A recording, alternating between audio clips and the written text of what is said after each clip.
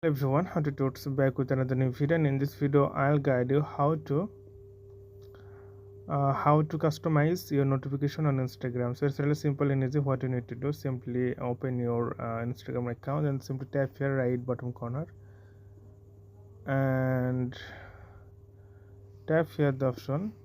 You can see it's a three line right up corner, and tap here the notifications. So customization, you can customize all of them.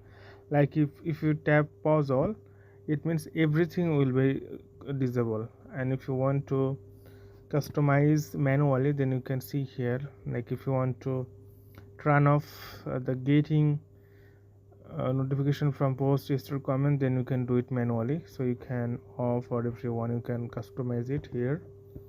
And there are a lot of things here, like message notification, call notification, live and reels notification, fundraisers notifications.